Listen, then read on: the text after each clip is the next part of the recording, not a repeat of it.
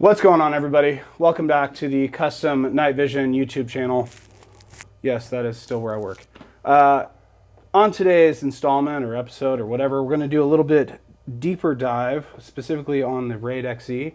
And for that subject matter, I've requested Sir William of Orion Training Group join us for this episode to give us kind of his perspective, as he's got a lot more time behind this laser system in more of a professional context. So I don't know where you want to get started, but if you want to take it away. Yeah.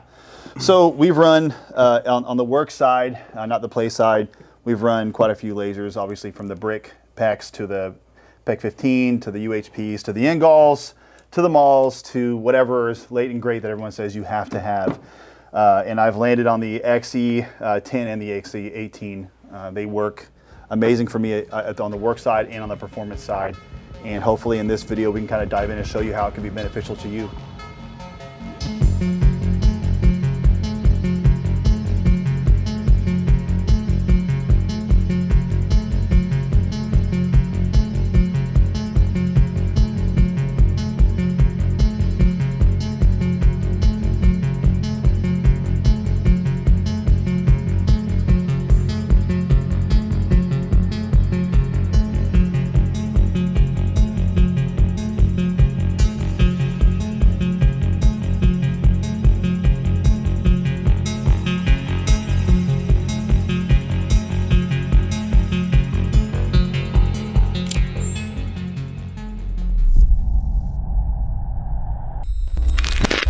Until just recently, I was not aware that Wilcox has made several variants of the Raid XE, although they all look almost exactly alike, minus the change in color.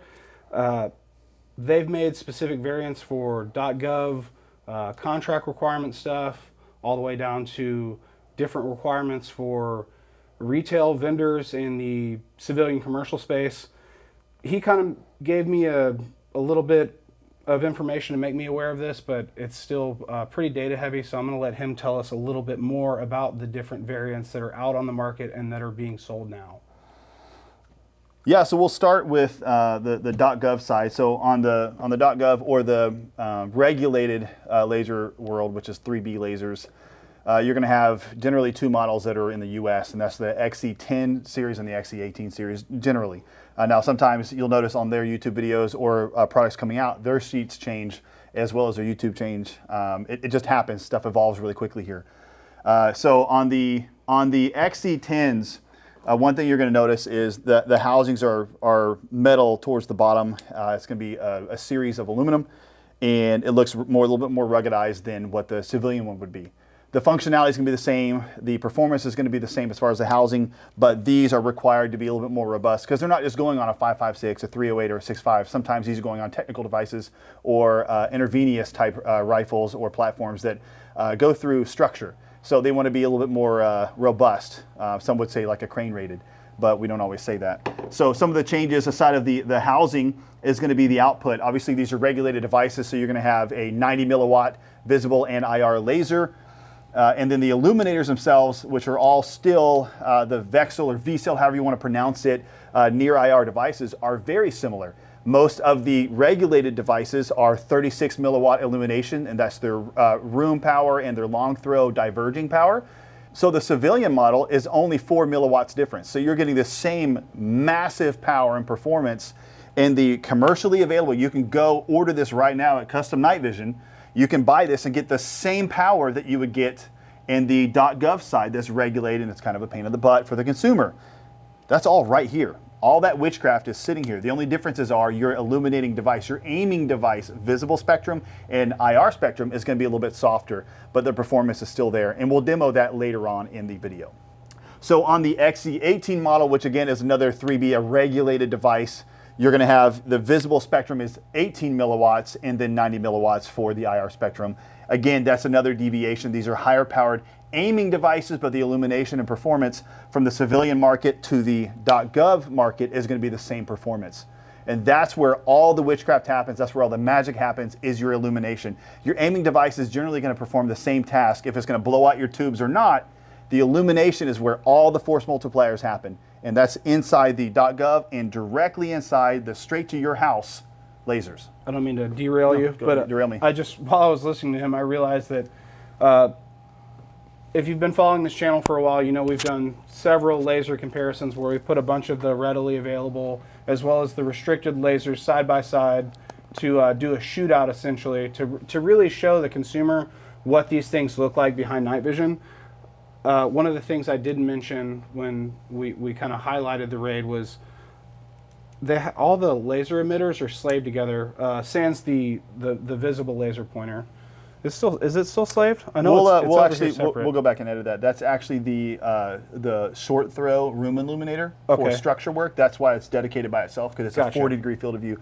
The IR spectrum, the visible spectrum, the visible spectrum, the IR spectrum, and the long throw illuminator are on the same bench. So they are benched together, slave device. So you have a elevation and a windage that adjust all of those. The room 40-degree field of view illuminator is going to stay the same on the side emission right here. Okay. Essentially what I'm trying to say is you only have 2 dials to zero all the lasers in this device, which is very cool, and it's located basically on the center line. I'm going to scare all the FUDs on YouTube. This is pointed directly at you now. So you're all going to die. Start typing in your comments. Yeah, you better duck behind your phone or look out. At any rate, it's cool that all the lasers are located on the center line. If you're putting this behind a front side post gun, obviously that may become a problem, but you should get a different gun or get a rail that's long enough to put this in front of the front sight post. Get with the times. So back to whatever you want to talk about. I just wanted to mention that for a second. No, it's perfect. So as we work our way to the lasers, some of the benefits of the Raid series is the modularity of their switchology. So they have their own dedicated XE switch, which is a 3-position switch, a pressure pad that has each one has its own feel and shape to where you can kind of define it depending on you running it forward or backwards. And they're each programmable for a very specific thing. You have your bypass visible laser no matter what your switch setting is. You have your program mode setting where you can set it to be whichever long throw or short throw or power setting, and the same thing will be on the back. So whatever the switch is at, the middle one will go to that setting. The front one will be the bypass no matter what for visible, and the rear could be your light if it's a dual plug or whatever you programmed it to be. Now, if that's not something you necessarily want, and let's say you have legacy plugs like crane plugs for a PEC or an L3 device, and you want to continue that, you can also order it specifically with that plug. On the back side of these, there's a set screw and a safety setting to where this is protected and plugged for moisture. You can undo that and change out really quickly to a crane plug, which is really, really nice for guys that want to keep a legacy device and aren't smart enough like me to program this. Is it a crane plug though, or is it an @PL plug? So per contract request, it's crane, even though crane's plug has evolved because of this little chocolate bar here. I know this is nails on a chalkboard for you. I hate it all. Yeah, but you know, but for me, for what I do, I actually don't use a lot of switches. I have a blank, which you can also order. It's a blank shroud that's basically a plug for all that tech that's in there, and I run a click cap and a pressure device, the emitting device, which is already on the laser.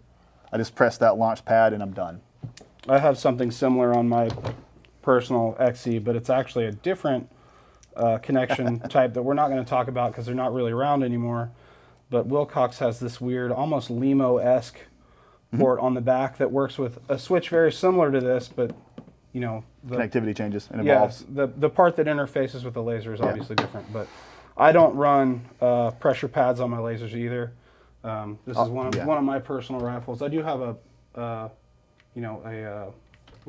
tape switch there for the white light, but for lasers I like to just use the button that's right on top. It seems to always work, and it's comfortable. Same reason for me. And nothing against, I'm not going to name names to like the pressure switches, but I've used a specific brand for years and loved them. They would burn out after a while because of heat, fire schedule, whatever, even pre-op procedure, you got to press them. Everything's good. Something happens between, let's say, exiting a door and entering a door. All of a sudden, that switch starts shorting out after a while. I would just replace it because I loved the functionality. I loved the placement of that switch. It burned me one time, and that was enough for me. And I went to click caps and firing from the device and just changed my training to where that was my understanding and my interface. And I haven't had a problem since. And that's just me. Again, switches are amazing. Run them. There's great technology out there now that's probably evolved, but I kind of just want to stick to clicky caps. Can you tell me what this clear thing is? Yeah, so that's a light sensor. You can program these to where in the lighting environment, this will control the LED on the back of your XE. On the back of this has basically a screen, and you can kind of control through your function pads here what settings you want to adjust on the fly or in a bat or whatever you're doing at home. You can make your adjustments based on what you're about to do. And typically I run these pretty bright, and then I just close the shroud and block it out to where it's not going to be emitting anything. But you can also have that set for like dummy proof for guys that kind of just grab gun, pull trigger, and they barely know how to use this. This sensor will adjust the brightness depending on the environment you're in. So if it's super bright outside, this is going to get brighter. Are you talking about Marines? They do love crayons. Yes. There's a lot of crayon marks on the back of this one that I'm assuming is yours. Sweet. Yes. Anyway, so yeah, if it's dark in an environment, this gets very dim to where it's barely visible, and it's not going to draw attention or plume back on the end user.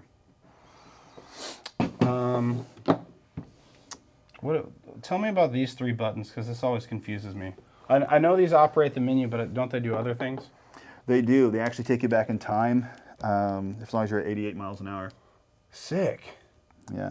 Is it 88 miles an hour or is it 80, Yeah. 87? I was right. Man, that took me back. 88, yeah. So this basically is your access panel to get into the computer. These are really high-tech, nerdy computers that do really cool things.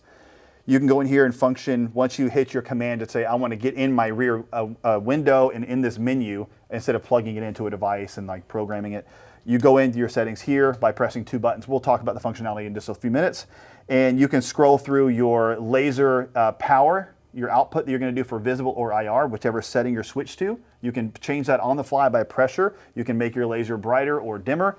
You can go in through short throw illumination and long throw illumination on the fly and make other adjustments inside this. Basically, you can change your laser. If you're running with a unit and you guys have multiple elements in a task force, you need one unit that's dedicated fixed laser. You need some that strobe or that flash or blink, so that when other things are being indicated, you can tell which element is actually approaching and marking that side. So designated element gets designated illumination or indicator that says, hey, I'm friendly and we're this team. Frequency of flicker. Or, Yeah, flux pulse. capacitor, all that. Yeah, basically one team's going to blink, one team's going to blink a little bit faster, one team's going to be solid state. Don't they? I think they have a setting where it's like a 2 blinks per iteration too. Yeah. Absolutely. I think there's up to 8. Yeah. Yep. Cool. Pretty cool stuff. So I can do that with an ingall too, right? All that stuff. No, you actually you can't do any of that. It does look nice though. Damn. It does look. It looks cool. I thought but that was like the best laser though. Instagram will tell you that. This looks great. It does a good job. I ran one for a little bit, but they stayed back in the late 90s by using this little $11 shroud for a diffuser. So instead of being able to have like a dedicated 40-degree room illuminator that doesn't plume out your nods, it's at the right brightness, and then having a long throw that you can converge and diverge on the fly, you have A star one cluster.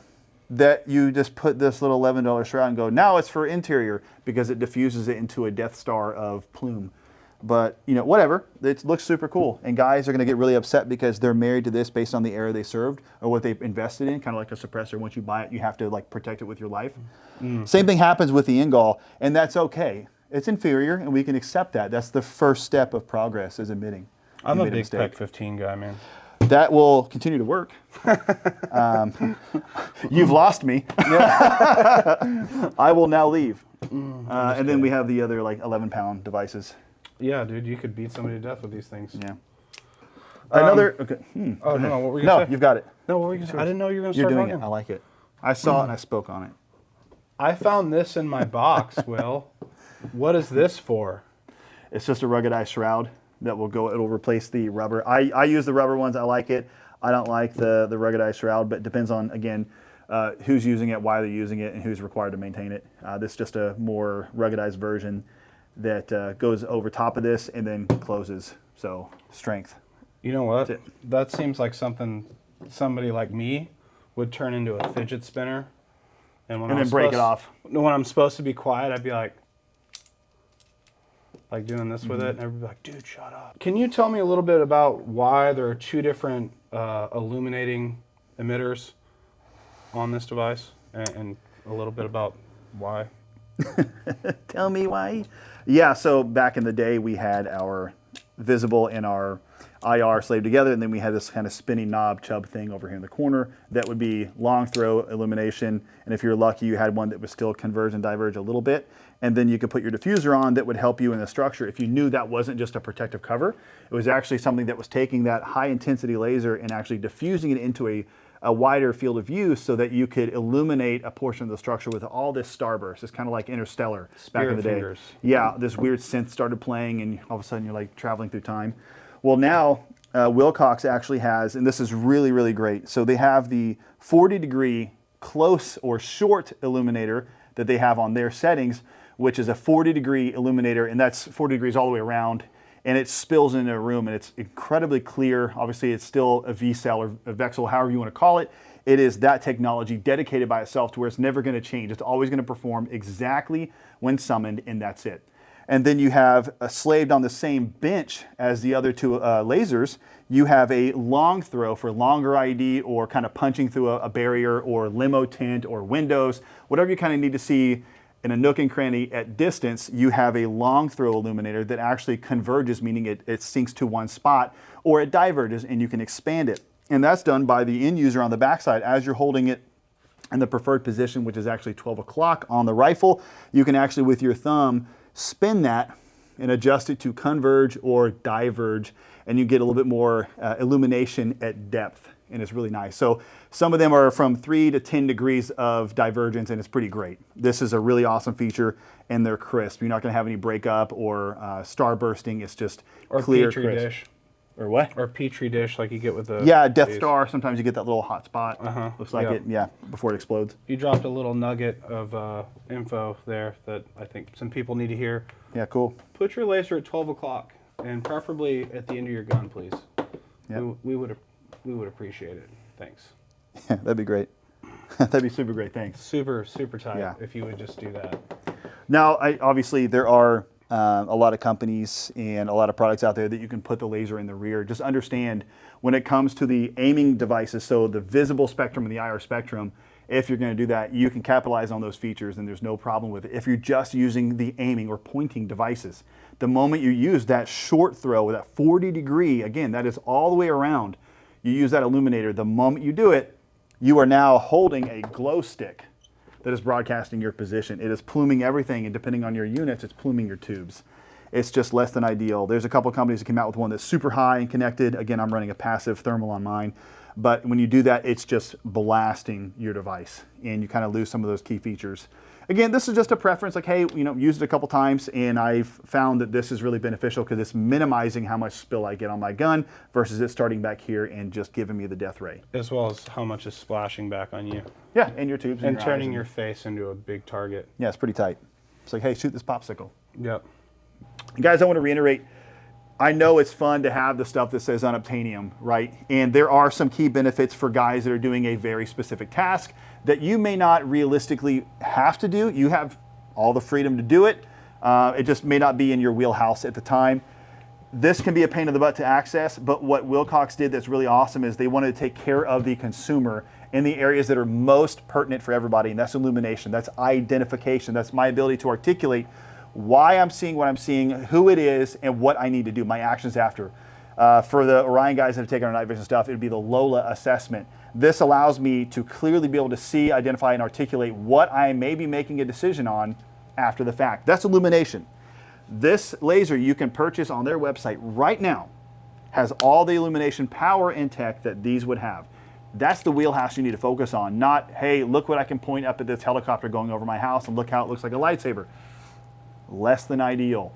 This does everything, and it's really cool for a company to not care about all the fear factor of power and illumination. They're giving you 32 freaking milliwatts. Good on Wilcox for being a stud and doing this for the everyday user. They're giving you the power where you need it, and nothing else. 36. It's 36. For the civilian, you have 32 milliwatts. Oh. That's okay. We That's still why love he's him. here. We still love him. You actually made me question myself. So I kind of had to look down like, I've womped. But then, in fact, Your Honor, he was wrong. Yeah. Indict him. I'm just really stupid. That's okay. Me too. Cool. Put two stupid people together, you get a I'm lot so of good glad I was information. diving in on this, and he's like, 36! My bad. Continue. I'm done. I'm breaking up with you. What was I Cool. going to say? Yeah. So he was touching on, I guess, the potential civilian customer. I want to just go ahead and say to some law enforcement guys, if you're at a smaller department, potentially where you're, maybe not fully paying for your own equipment, but you have to procure it. If you don't want to jump through all the hoops of, sending us emails with your credentials and Law getting letters and approvals. And it's pretty simple, but at the same time, some departments make it more difficult. If I'm talking to you, you know who you are. Don't be afraid to get this unregulated, the civilian Readily powered, available. readily Yeah. available Yeah. option, because as he was explaining, the Illuminator is really the important part of these laser systems for most people. It's going to create contrast where there is for us, none. yeah, absolutely. And a sub 5 milliwatt aiming laser is enough power for most people to engage what you need to engage at night vision distances.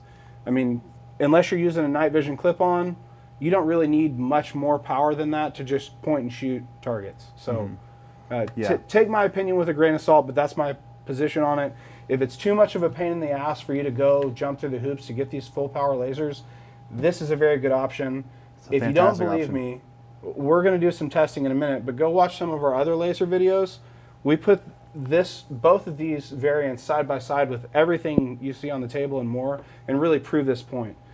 That's all I had to say about that. No, it's good. That's a nice soapbox to be on. I like it. The burden for the consumer. Yes. One of the things he was saying when we're talking about the intensity of the aiming lasers themselves, the things we're actually putting on something and then shooting.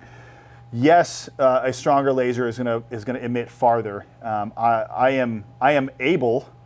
have the capability to shoot at a far distance with my lasers. Not a problem. I don't have the ability to articulate on the stand what I shot. I can identify there's a target and a source to hit, but I can't sit on the stand and testify to exactly who it was, male or female, what they were wearing, define them and describe them, and also give you the culpability, what they were doing. It's not going to happen. So my abilities versus my capabilities are very different. I am able to shoot at an incredibly far distance. I'm not capable of sitting on the stand and articulating who and why I shot that. I know they're dead. Know that much. Like kind of like that donkey that got killed. Yeah, when it was a pig. delicious. Anyway, It was. I'm talking about something else that happened in Arizona. Oh, okay. I was talking about the donkey I killed in You Mexico. did kill it. See, we're gonna have to With a redact hammer. that. Redact everything you just saw. Yeah, abilities versus capabilities are huge for us. I'm able to do a lot. I'm not capable of articulating on the stand when it comes to me sitting in prison or not to do the same thing because we have liability. I mean, if people really consider that, when the illuminator on these is very good. It's the same, yeah. It's 4 milliwatts difference, which But is that's not what I'm much. saying. You don't really need the laser pointer. Nope. And we've all spent a lot of time behind sieve-powered lasers, obviously. Like, as far as you're going to shoot something, like realistically, like 100 meters, like even steel targets with night vision, obviously we do it further. But even the laser in these D-balls is good enough to do that. Yeah, these you're still going to be reaching out and touching depending on your abilities and your platforms and your ballistics. I mean, yeah, these are still going to touch a 1200, but understand that your minute of angle is going to be significantly different because even the highest tech V-cell lasers are diverging from the moment they leave the device. Everything as a laser is going to be diverging, which is why your laser size at 50 meters is going to be larger than if you're at 10, and it's going to be much larger, sometimes nearly 8 inches diameter, like a B8 target at 100 meters. So you have to understand your abilities have to match your zero, and you have to know exactly why you've zeroed. So that raises the question, why would someone need a super high-powered aiming laser? So on the end user side, there's a few reasons. One, you can identify or use the aiming laser as an illuminator at a very far distance. If you're using a clip-on, you have a little bit more power in the daytime when you'd be sending it through a rural environment. And then also certain defeation inside, like you can defeat certain things inside a vehicle. You can game angles, and we'll demonstrate that outside. It's a very niche thing, but most of the time for guys that are buying these, it's for the flex versus the function. Or unless you're an end user. Or you operate with aircraft. That's about it. So there, I mean, yes, Wilcox was really awesome for giving you all this power. There's a couple other companies that have done they've given the everyday person more power with the Illuminator. They're all going, okay, this is where the real benefit is, and the regulations are a little bit different. So another company has given it to you, but it's a very heavy device, and I do not like a propeller cap, so we won't speak their name into existence. But I prefer the weight, size, ergonomics, and functionality of the Wilcox XE series. That's why this thing's so popular. Seriously. Yeah. The Illuminator, great. Laser, sufficient. It's heavy, so is that. This is half the price. Yeah. She large. Yeah, but it does the same thing. One of the big features with the slave devices, meaning your visible aiming, your IR aiming, and your long throw illuminator being on the same bench, and being able to zero everything with one elevation and one windage is incredible. Versus some of the other tech where you have to kind of, yes, you have your your visible and your IR are slaved together with your elevation and your windage, but then you have to do your illuminators and actually converge them on the same line. It's a pain in the butt, and it's tech they were just kind of lazy with and said, this will work, to make it smaller. And the knobs are impossibly small.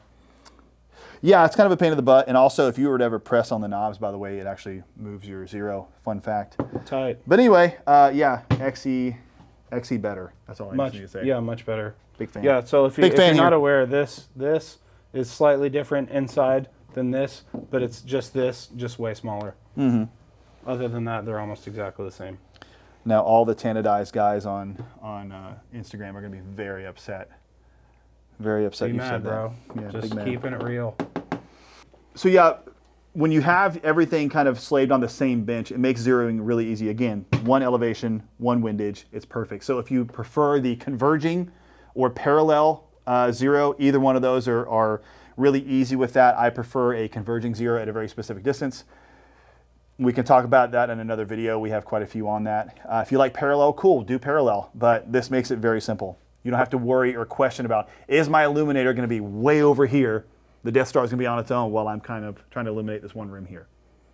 So now, why don't we go to the other room and set up some scenarios and give examples of why these can be beneficial and what you've been used to, what you could be looking at, and what you should be getting.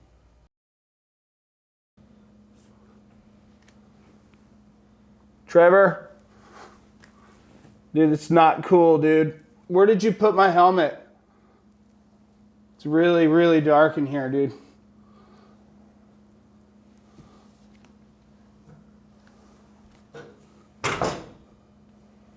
Okay, that's probably not the right way. Okay, so now we're going to do a side-by-side. Right now we're about 2 feet out of a threshold. The room that you're looking into is about 10 yards long by 7 yards wide. We have a sup-def shirt, which is navy blue, on the left side, and then we have a gray slate shirt hanging on a doorway. Notice that with no IR light shown into the room, you can almost tell the contrast that they are darker shaded shirts. When you introduce IR illumination, you will lose the ability to articulate the color you're seeing unless you've trained for it. That's a class thing, not this description thing. But that's what you're going to see changing. I will have the Raid XE that is the consumer model, and then I have the .gov model. We will go side by side, setting by setting, as we go into the room. So let's start with the visible low on the civilian or consumer model. It's going to be on that back wall first. There it is, bright and tight. Not overly bright to where it's pluming, causing issues. You can see it on the right target, and now you can see it on the left target. Not too bad. There you go. Now let's do the same thing on the .gov model. Not much changing. Right side, left side. Now see them on comparison. Right side will be the .gov, left side will be the consumer model. Can't really tell the difference when I do that because they're pretty much the same. Now we're going to go down, which would be the highest power, highest output for the consumer model, and then the highest output for the .gov model. Here is the consumer. Much brighter. Notice now, I want you to pay attention to how bright the room is right now, like all around, not just the emitting point, but I want you to look around the room, how much the power of this laser is illuminating the room for you. So notice the room is actually illuminated a little bit more. You get a lot more brightness. This is as high power as it gets for the consumer model on the visible laser. Here is the .gov model. This is where there may be a stark difference. That is much brighter. Look at the room, look at the splash and spill coming off the wall, and look at the reflection on the laminate floor. Here is the consumer, here is the .gov. You can tell a stark difference in the two. Now, we're going to go up to the IR spectrum. On the left side is going to be IR low power, aiming laser only. Here's a consumer model. Here's a .gov model. Kind of tough to tell the difference. Consumer, consumer, .gov, .gov. We'll move up one more. Here is the 40-degree interior or short illuminator. This one is the independent lens, which we'll probably jump to on a B-roll here, and this one is dedicated to structure illumination. So this gives you a lot of clarity in a room, better PID, better contrast. This is a fantastic illuminator for structure. You don't have to flip a cap or diffuse it. It is built in for you. Whenever you want it, you just press the button, it's there. Here is the .gov model, same thing. No difference in the two. From the consumer model straight to your door versus the .gov. Now we're going to go up to dual low.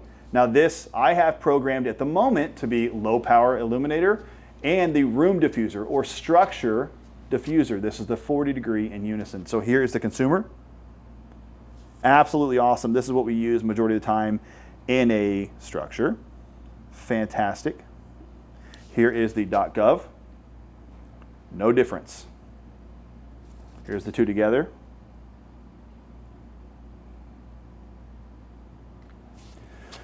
Now we're going to go up one more setting. This will be a big difference. This is where you have the maximum output for the consumer model and the high power output for the .gov model. Maximum output, plenty bright. You'll see a lot of spill. Look at the laminate floors again, the reflection, a lot of power in the consumer model. It'll start pluming. And here is the .gov model. A lot. Compare the two. Big difference. Now we're going to go over to the long throw illumination by itself. This is the converge and divergible illuminator that is longer throw. Here it is.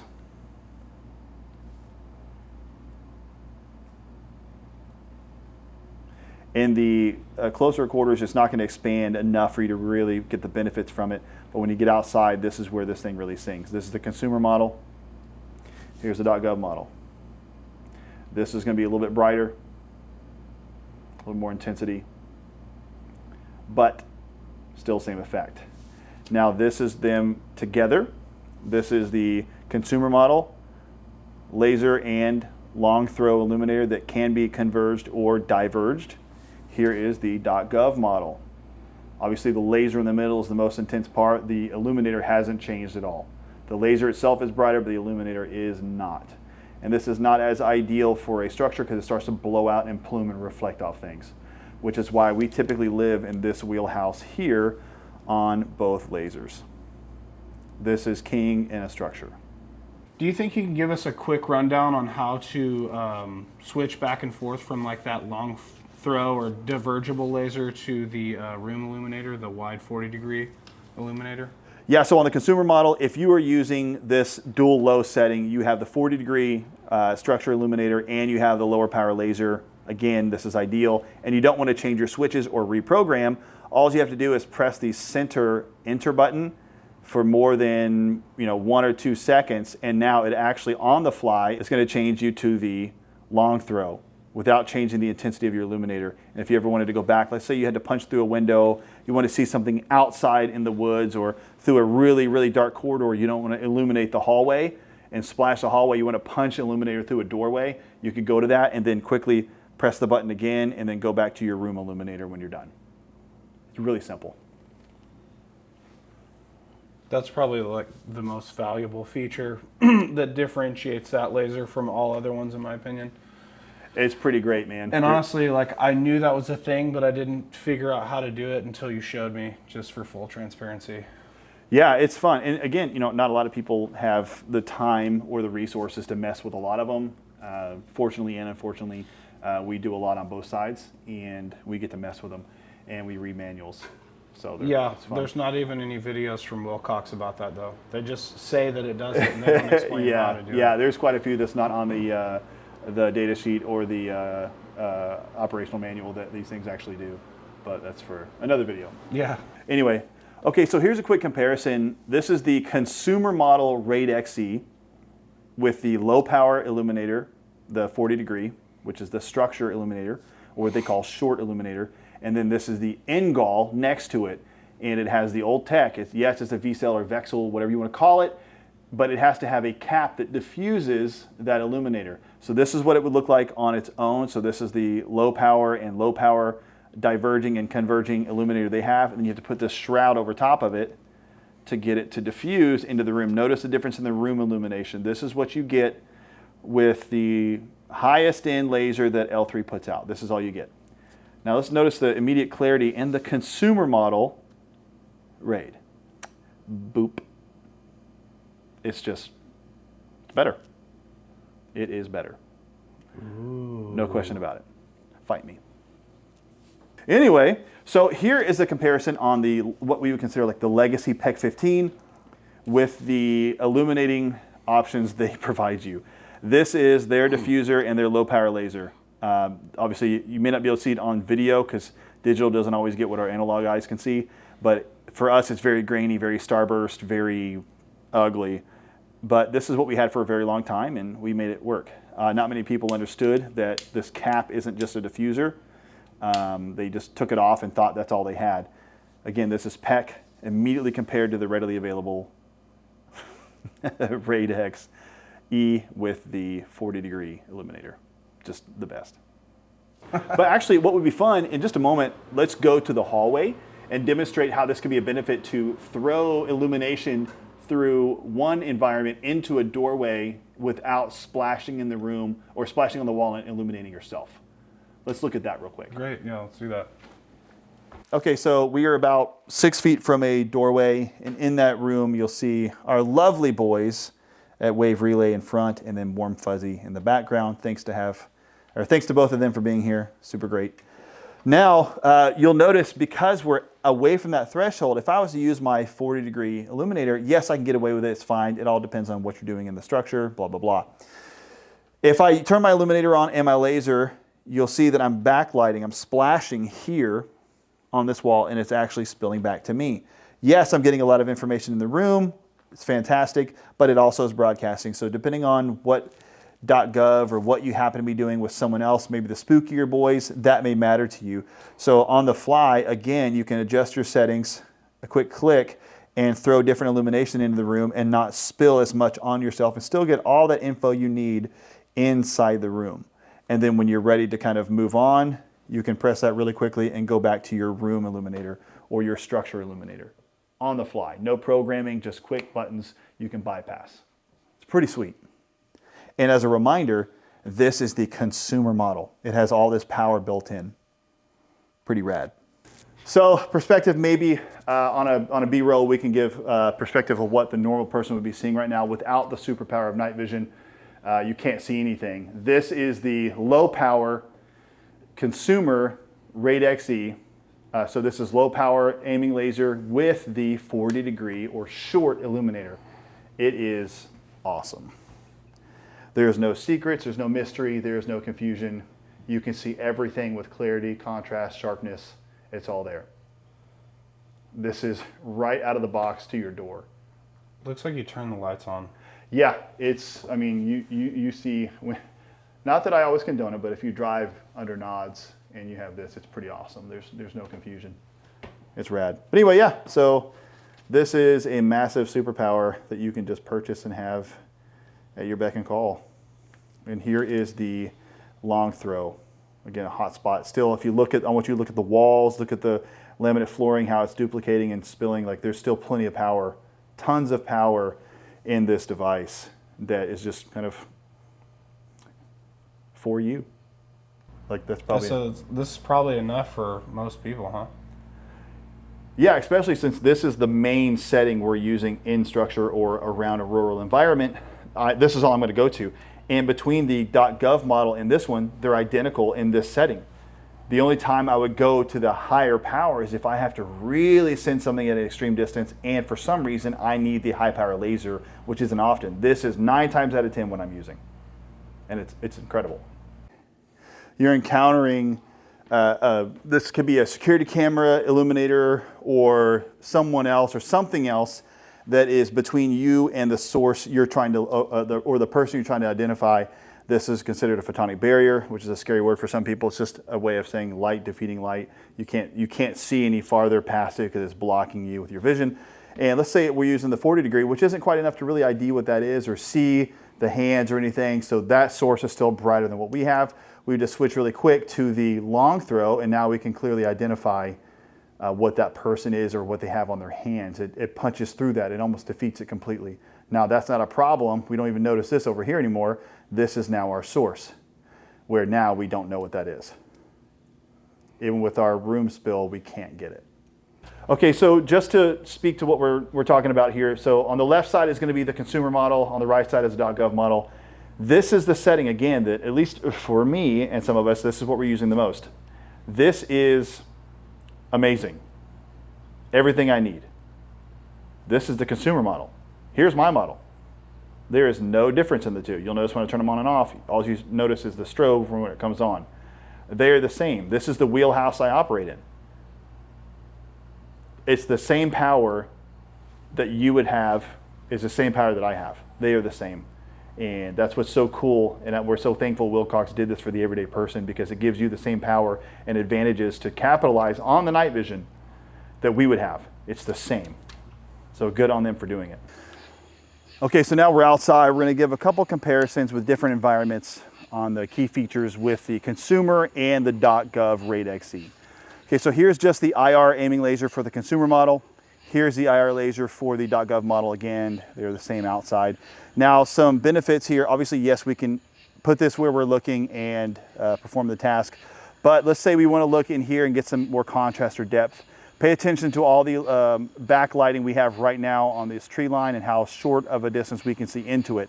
So if I was just to go to the dual low setting on both, here is the 40 degree room illuminator with the low power aiming laser. This is all IR. Notice the trees, how they're illuminated here completely. My laser can move around and I'm not losing anything. But if I let it go, you see the depth there. Now, if I need to punch through that, I'm gonna have to use the long throw to really get some depth in there. And that's where I can kind of diverge and get some more contrast at a farther distance and kind of punch through this and see beyond the trees. Now, this would pay a lot more dividends, especially with the long throw. When we go down the line to the left here in just a minute, we'll see where this kind of sings for us. But for right now, if I was just to take this to the low power illuminator and low power aiming laser, this is a really big benefit here. We get a lot more contrast and depth. I probably have 4 to 5 feet between this container and this tree line, so someone could be back there in that dead space. If I was to have it like this, I may not notice that depth right there and that angle. So this pays dividends right away to tell there is distance here for me.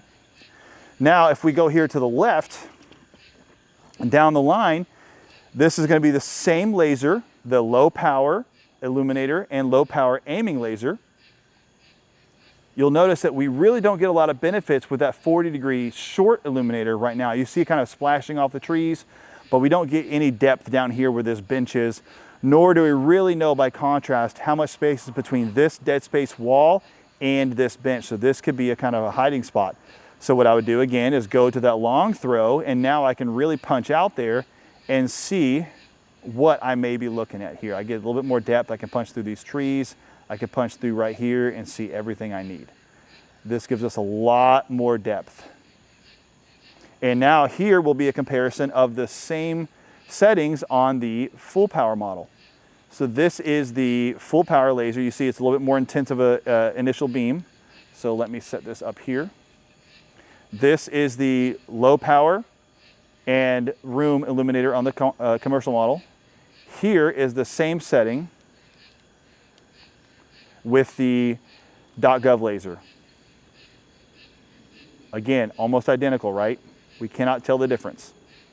Now, if I need to really punch through, this is where the full power model may have some more benefits or power on top. This can punch a lot farther past those trees, even into the other tree line in the background. If I converge it, I can kind of push past that.